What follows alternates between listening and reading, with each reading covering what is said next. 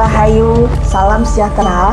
Berjumpa lagi di Ari Wisangeni Channel. Disinilah gudangnya pusaka sepuh dan berkualitas. Apa kabar para pecinta Tosanaji dimanapun kalian berada? Semoga selalu kabar baik yang kita terima ya Kia. Kalau edisi kali ini ada yang lagi tidak baik-baik saja, semoga Allah Subhanahu wa Ta'ala memudahkan dalam setiap kesulitan-kesulitannya. Amin. Ya, tidak usah berpanjang lebar, tentunya edisi kali ini kita kembali lagi untuk mengulas pusaka koleksi Ari Wisangeni dong. Kali ini yang kita bahas nih marangka yang dari kayu kemuning model Jogja sahendele istimewa. Terus nek krise istimewa aku kate ngomong biasa ngono kan yo lucu. Wah ini istimewa. Koro Welang Blambangan era Mojopahit. Ini pamor Ron Genduru.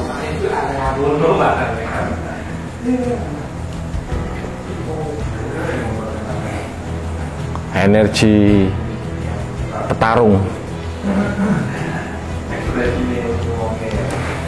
sangat terasa di keris iki. Ayo sampai langsung cek energi. Dapur Koro Welang itu ada berada di tombak dan ada di keris. Jadi keris ono, tombak ono, Iwan. Ini panjang sekitar 39 kalau ke 40 dan ini pasti istimewa keris ini. Energi nih. Sekali lagi cek energi nih. Koro Welang Blambangan. Di YouTube saya yang hilang, yang dihack dulu itu, sering sekali saya membahas keris-keris Blambangan macan putih. Tapi saat ini saya belum punya lagi. Udah habis saya pagetkan. Memang keris-keris Blambangan macan putih itu istilahnya senggol bacok. Ganas-ganas itu luar biasa. Kalau Blambangan, yang Blambangannya itu agak mungkin umpama Blambangan macan putih itu 10, ini 8. Itu masalah ganasnya. Tapi kalau masalah kesaktiannya, masalah doyonya itu beda lagi. Gini loh. Turun rong strip lah kira-kira.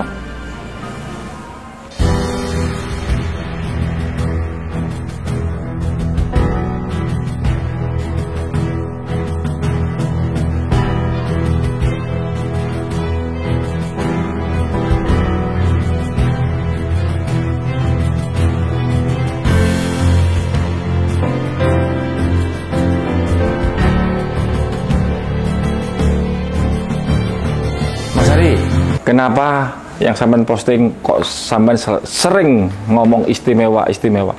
Ya, kalau saya pribadi ya, saya pribadi ini, sampean pakai gak sampean pakai silakan.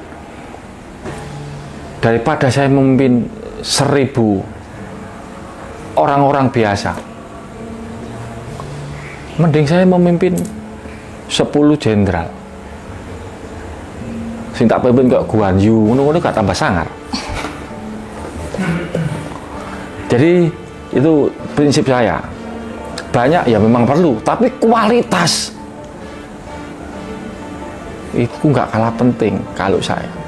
Yaitu tadi, daripada orang-orang biasa 1000 orang, 2000 orang, mending 10 aja. Tapi seperti Guan Yu, Lubu, ngono-ngono kuwi. Seperti inilah Koro Welangnya Blambangan era Mojopahit. Wayahmu. Oke Pi, sebelum ke esoteri, saya setuju kalau kita lebih baik memimpin 10 jenderal daripada 1000 sipil kayak gitu. Oh, orang biasa nah. Ya, itu sebenarnya kontroversi Pi. Kenapa? Bagus, seperti itu bagus. Tapi lebih bagus lagi, sekali lagi kita harus paham dengan diri kita sendiri. Loh ya bener, itu kan untuk saya pribadi, saya menyadari, saya bisa. Jadi gini ya, wah aku kepingin kayak Ari Wisanggeni. Nggak apa-apa itu, seperti itu nggak apa-apa. Tapi sekali lagi juga pentingnya ngaji diri dan tahu diri sekali lagi. Iya bener itu. Boleh kita berangan-angan seperti itu, berkeinginan atau bercita-cita seperti itu sah-sah saja. Tapi ya dikembalikan lagi, kita mampu nggak untuk seperti itu gitu loh. Jadi ya jangan asal, oh iya benar, memang benar kita ngomongkan itu kalau kita pribadi itu seperti itu. Tapi kan masing-masing orang itu beda-beda gitu ya, Pia. Mungkin akan ada yang berpendapat, ya ngapi-ngapi no keris dewi. Lah memang kerisku keris istimewa. Masuk ketika kerisku istimewa, kerisku api. Buat apa? Apa terus dampaknya seperti itu? Sekalian menunjukkan, iki lo keris jos, iki lo keris ampuh.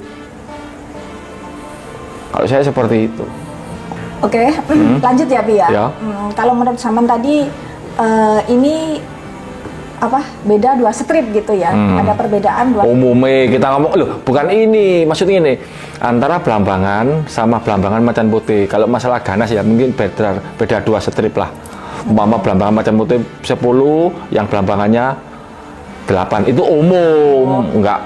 Antara Blambangan sama Blambangan Macan Putih. Ya. Oke, kalau itu aja Blambangan sama Blambangan Macan Putih itu beda 2 strip kan, ibaratnya seperti itu.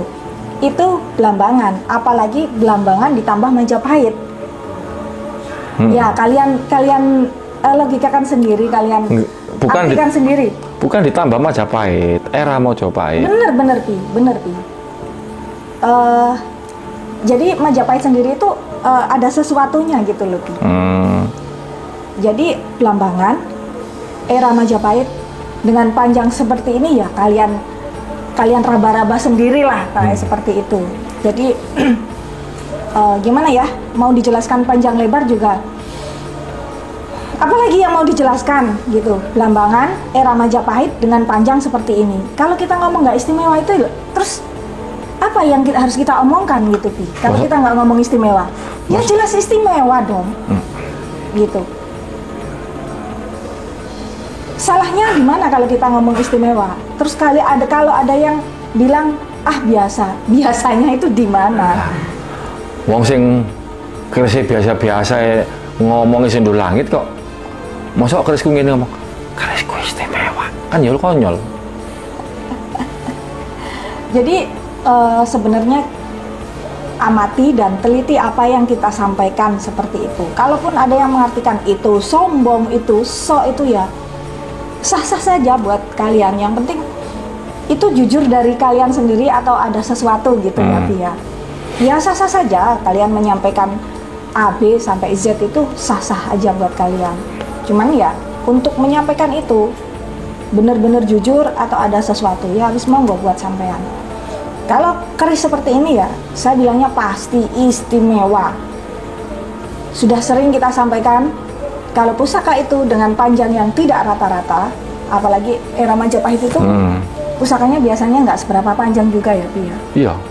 Nah, jarang. ada pusaka yang panjangnya seperti ini, tidak usah dijelaskan panjang dan lebar keistimewaannya, itu pasti istimewa. Kepemimpinannya dan kesejahteraan, bagaimana kita sang pemegang pusaka ini bisa mengayomi dari segi pertarungan, wis pasti menang gitu, Pi. Insya Allah pasti menang. Jadi mampu menyejahterakan yang dipimpin. Jadi benar-benar pantas jadi sosok pemimpin gitu, nggak cuman omong kok aku ini begini. Buktinya mampu memimpin dan mampu menyejahterakan seperti itu. Oke, seperti itu saja. Karena sebenarnya dapur Kolowerlang itu ada apa jenenge ngarani? Ada cerita nih, tapi kapan-kapan aja. Pertanyaan nih. Oke. Sudah pertanyaan ya, Pia? Iya. Ini dari postingan kita, keris milik Ari Wisanggeni ini kemungkinan dulunya pesanan pangeran dari Sumenep. Ini dari bonek Cyber Pi. Gini katanya, jadi pamor Rojo Gundolo nggak ada gitu mas. Terus kalau ada gambar orang atau hewan disebut pamor apa mas, gitu katanya. Gini mas ya, itu kan pendapat saya yang selama ini saya dapat dari perjalanan. Ketika ada orang ngomong ada, ya itu silakan, itu kan pendapat orang yang berpendapat seperti itu. Kalau saya pribadi nggak ada. Ketika di situ ada gambar, katakanlah mungkin singa atau naga atau gimana, buaya, ya, buaya atau apapun lah. Contohnya singa gitu, ya. Berarti di situ ada gambar singo gitu aja, pamor singo. Di situ ada pamor, bukan pamor singo maksudnya. Di situ ada gambarnya singo. Nah di situ kita ambil sisi positifnya. Berarti, oh berarti keris ini buat wibawa, penjagaan, ya, mirip-mirip dapurnya, gitu loh. Ketika ada, saya pernah ngomong, pernah dapat keris, itu ada gambarnya, ya pamornya itu berbentuk orang bersenggama, ya berarti kan buat keharmonisan. Terus jangan diartikan, wah berarti wong iki senengane ngene iki. Kan juga nggak seperti itu. Kita ambil sisi positifnya. Dan saya tidak percaya dengan ketika ada orang ngomong keris ini ketika ada pakem ya, keris ini tidak baik untuk disimpan karena pemiliknya akan sakit-sakitan, karena pemiliknya akan pindah rumah, akan pemiliknya dimusuhi banyak orang. Kita pakai logika. Apa pernah yang pesen itu waras tak? Pesen keris seperti itu. Nggak ada keris seperti itu kalau saya pribadi. Udah wes, keris model koyo apa ae. Itu bisa. Sedangkan gini ya, pihak pusaka itu diciptakan untuk mempermudah setiap permasalahan manusia. Lah, kan seperti itu. Kalau seperti itu, membantunya dari mana? Lah, sekali lagi yo, yang namanya moncong senjata itu pasti keluar. Lah moncongnya ke dalam, dimusuhi tonggo lor-lor. Iku empuk goblok iki gawe koyo ngono iku. Saya yakin nggak ada empu yang seperti itu. Yang ada itu oknum ben kerisnya metu dengan harga yang udah wis bah keris pamor ndas boyo, bah keris pamor ndas tengkorak gawon rene. Nggak ada pamor yang bikin orang sakit-sakitan. Itu nggak ada. Tapi gini, kita gunakan logika. Ketika orang ya, contohnya gini, orang itu nggak kuat pegang keris, itu masih ada. Tapi kalau karena apa jenis keris ini nggak layak untuk dikoleksi oleh siapapun karena ya seperti tadi itu yang nggak ada. Tak kasih analogi. Contohnya gini, orang-orang biasa memiliki mobil Lamborghini. Apa nggak tambah susah hidupnya? Yang gajinya cuman mungkin sebulan 20 juta mobilnya Lamborghini. Ayo, logika. Pembiayaannya apa nggak lebih mahal? Ya itu nggak kuat. Ibaratnya ketika orang gaji 20 juta mobilnya Lamborghini, ya nggak kuat. Podo karo wong yang ioninya itu nggak mampu memegang nogo sosro atau singo barong. Ya, seperti itulah. Itu namanya nggak kuat. Bukan berarti kerisnya yang buruk, tapi orangnya aja yang nggak ngatasin. Secara ioni tubuhnya itu nggak ngatasin, gitu loh. Intinya ketika orang itu ioninya istimewa, contohnya Ari Wisanggeni ini gitu. Ya sekali-kali kan kita boleh ngomong gitu. Wes, keris model koyo apa? Insya Allah saya bisa. Gitu loh. Nggak ada keris yang bikin sakit-sakitan, keris bikin gini. Itu kalau orangnya mampu. Sekali lagi, contohnya gini, orang yang punya perusahaan, misalnya orang-orang Dubai, mobil Lamborghini lapis seman, yo enteng aja ngopeni ini karena ioninya mampu, karena dia kuat. Yang dipelihara apa? Jaguar, singo, macan, makannya sehari dagingnya berapa kuat? Coba orang-orang biasa melihara macan, melihara harimau, atau melihara singa. Orangnya aja makan tempe. Ya, wongnya emang orangnya aja makan tahu tempe, makan yang dipelihara daging. Nah, itu loh, saya kasih analogi seperti itu. Paling nggak kan ya setara ya Pi ya, orangnya juga makan daging, jadi peliharaannya jadi sesuai gitu ya, setara. Sekali lagi, yoni tubuh manusia itu sangat menentukan pusaka apa yang mampu dipegang. Dan katakanlah wadahnya itu bisa kita optimalkan. Ya, itu di video yang kemarin itu kan saya mau aktifkan pusaka online, tapi saya tak pikir saya susah untuk online-nya tuh gimana caranya. Nah, kalau pas online 10 langsung ngajukan gini ya saya yang keberatan. Kecuali satu lewat WA itu bisa. Tapi ya sampean harus kenal sama saya, akrab gitu kan. Kalau nggak kenal tiba-tiba gitu kan ya gimana toh? Etikanya itu gimana? Saya aja ya punya temen, dia itu punya guru. Saya nggak mau dianggap guru, saya biasa ya. Dia aja nggak mau, nggak berani untuk WA. Bah di rumah gitu, nggak berani. Kok nggak sopannya gitu loh. Jadi ya langsung tiba-tiba kalau ada rosok karena dia itu orang yang sudah rasanya peka. Oh, apa di rumah? Saya akan berangkat gitu. Itu loh, kita pakai contoh. Tapi kalau kita nyuruh gitu ya keberatan karena rasanya belum main kan gitu. Itu saya contohnya aja. Sekali lagi, nggak ada keris yang bikin orang kalau dipakem-pakem yang anu kan, jangan menyimpan keris ini. Ya kayak seperti yang saya sebutkan tadi. Kalau saya pribadi nggak ada. Bah keris itu ada pamor ndas boyo, pamor kolot jengking, pamor apapun itu nggak ada. Kita tetap mengedepankan logika. Apa ada orang udah mengeluarkan biaya untuk pesan keris untuk menyakiti dirinya sendiri? Kan goblok yang membuat statement seperti itu. Sedangkan proses pembuatan pusaka itu pasti melalui dengan bahan-bahan pilihan dan melalui proses ada ritualnya juga gitu ya Pi. Kalau ujung-ujungnya itu membuat si moncongnya itu ke dalam, ngapain juga pakai ritual, ngapain juga pakai bahan pilihan kayak gitu ya Pi ya.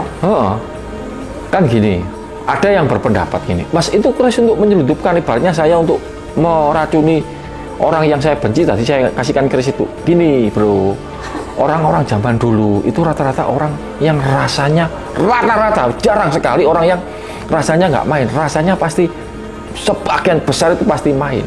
Terus sama kasih keris-keris yang katanya bisa menghancurkan dia, apa nggak dibuat disik, apa nggak dibuang duluan gitu loh.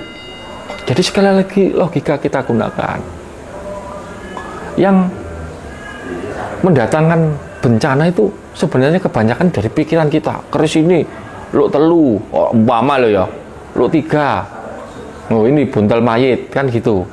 Mayit kan talinya 3 gitu kan. Ya, karena pikiran kita sendiri yang mengundang itu terjadi. Itu loh. Kalau umumnya kan hukum law of attraction itu, hukum tarik menarik. Jadi pikiran kita tuh harus yang baik-baik gitu loh.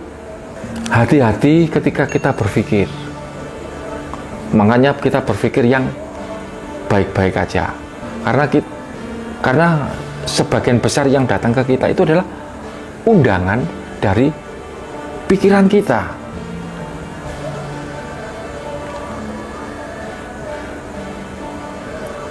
Saya merasakan memang ada kok law of attraction itu, hukum tarik menarik. Jadi sekali lagi hati-hati dengan pikiran kita sendiri. Pikiran itu terkadang dicampuri pikiran-pikiran bisian-bisian setan atau iblis lah. Jadi ketika kita berpikir jelek-jelek tentang kita ataupun orang lain, segera hilangkan.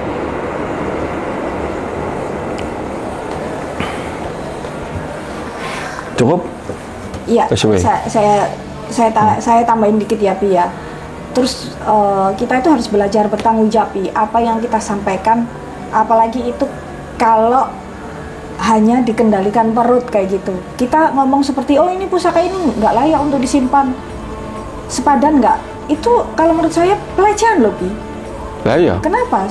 Karena empu dulu bikinnya itu dari bahan pilihan dengan ritual. Terus kok dengan pemahaman yang menyampaikan itu tadi, yang kebenarannya di mana itu Pi? Seperti itu. Lah iya, emang hati-hati. Hukumnya itu terima apa enggak seperti itu Pi? Nah, itu hati-hati dengan pikiran kita. Karena ketika kita berpikir, itu kan mengeluarkan energi. Nah, terjadilah hukum tarik-menarik. Paham? Itu berpikir ya, Pi, ya. Berpikir itu hanya ibaratnya kita aja yang tahu. Jangan sampai berpikir yang nggak baik gitu. Iya. Apalagi berucap itu ya ada pertanggungjawabannya gitu ya. Cukup. Nah, ngopai. Siapa? Aku. Oke, para pecinta Tosananji dimanapun kalian berada, demikian edisi kali ini yang kita ulas pusaka istimewa apa tadi, Pi? Keris Korowelang Blambangan era Mojopahit. Dan tentunya masih dari koleksi Ari Wisanggeni. Disinilah gunungnya pusaka sepuh Dan berkualitas. ya. Terima kasih bagi kalian yang sudah selalu mendoakan kita, yang sudah selalu mensupport kita, apalagi buat kalian yang sudah subscribe ulang kita. Sarang heyo guys. Sampai jumpa di video-video kita selanjutnya. Jangan lupa selalu ditunggu dan dinantikan. Assalamualaikum warahmatullahi wabarakatuh. Rahayu. Salam Mitra Pusaka.